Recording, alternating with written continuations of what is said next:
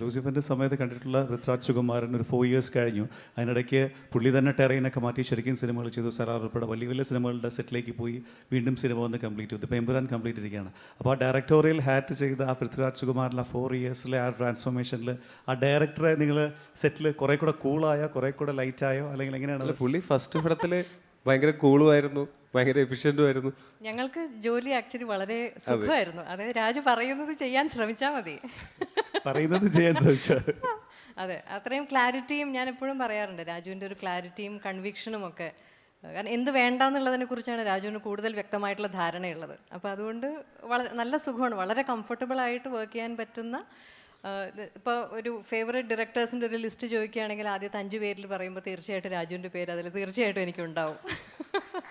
എപ്പോഴെങ്കിലും പൃഥ്വിരാജ് എമ്പുരാനിൽ അഭിനയിക്കുന്നത് കണ്ടിട്ടുണ്ടോ നിങ്ങൾ? അങ്ങനെ അത് കാണാൻ പറ്റിയ ആക്ടേഴ്സ് ഇതിലുണ്ടോ? ഭാഗ്യമുണ്ടായില്ല. പറയരുതെന്ന് അവിടെ എൻ്റെ അടുത്ത്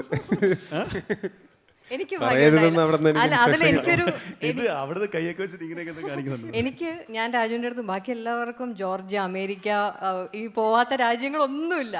എനിക്ക് മാത്രം കേരളത്തിൽ മാത്രം ഷൂട്ടിംഗ് ഉണ്ടായിട്ടുള്ള ഒരേ ഒരു ആക്ടർ ഒരു പക്ഷേ ഞാനായിരിക്കും. എവിടെയാണെന്നുള്ളതല്ലോ എന്താണെന്നുള്ളതല്ലേ കാര്യം.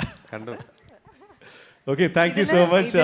ഇപ്പോൾ ലൂസിഫർ എന്നതിനെക്കാട്ടിലും തീർച്ചയായിട്ടും വലിപ്പം കൂടിയിട്ടേ ഉള്ളൂ എമ്പുരാനുള്ളത്. പ്രത്യേകിച്ച് ഇപ്പോൾ സുഭാസ്കരൻ സാറിൻ്റെ ഒരു പ്രസൻസും കൂടി ഇതിൽ വന്നിരിക്കുന്ന സ്ഥിതിക്ക് ഇത് കൂടുതൽ മനോഹരമായിട്ടുള്ള, കൂടുതൽ വലിയ നല്ലൊരു, രാജു പറയുന്ന പോലെ ഒരു ചെറിയ സിനിമയാവട്ടെ എന്ന്. അതെ, അത് ഏകദേശം നമുക്ക് അത് തീരുമാനം ആക്കിയിട്ടുണ്ട്.